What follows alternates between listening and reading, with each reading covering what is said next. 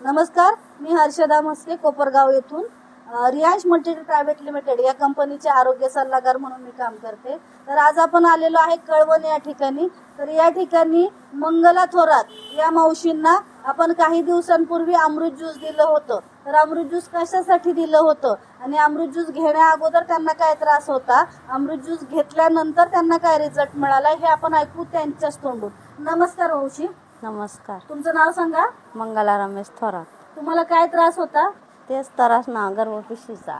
गर्भपिशवीचं काय होतं? गाठ होती ना गर्भपिशवीला गाठ होती। अजून नंतर गर्भपिशवीचं ऑपरेशन केल्यानंतर परत मला गाठा सांगितल्या। म्हणजे एक ऑपरेशन केलं तुम्ही गर्भपिशवीचं? गर्भपिशवीचं केलं, गाठांचं बी केलं। बर, दोन ऑपरेशन झाले तुमचे। तरी पण तुम्हाला परत गाठी झाल्या होत्या? हा, परत 2 गाठी सांगितल्या। बर, मग तुम्हाला अमृत ज्यूस कोणी सुचवलं? जावयांनी। तुमच्या जावयांनी सुचवलं। मग अमृत ज्यूसच्या किती बॉटल झाल्या, किती कोर्स केला तुम्ही? 3 महिन्याचा कोर्स। 3 महिन्याचा कोर्स पूर्ण केला। हा। मग आता किती फरक आहे? भरपूर फरक पडला मला। त्या गाठी विरघळल्या तुमच्या? हा। आणि डॉक्टरांनी गर्भपिशवीचा कॅन्सर सांगितलं होतं असं कळलं मला। हो बरोबर? हो। बघा मित्रांनो, मावशींना गर्भपिशवीचा कॅन्सर होता।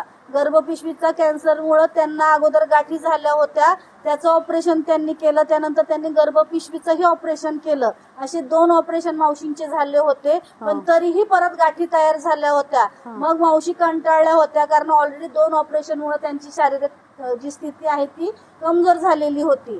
मग त्यांच्या जावयांनी म्हणजे मुलीच्या मिस्टरांनी त्यांना अमृत ज्यूस सुचवलं। अमृत ज्यूसचा पूर्ण 3 महिन्याचा कोर्स केला। आता त्यांच्या गर्भपिशवीच्या गाठी आहेत त्या जवळजवळ 70 ते 80% विरघळलेल्या आहेत। बरोबर मावशी? हो।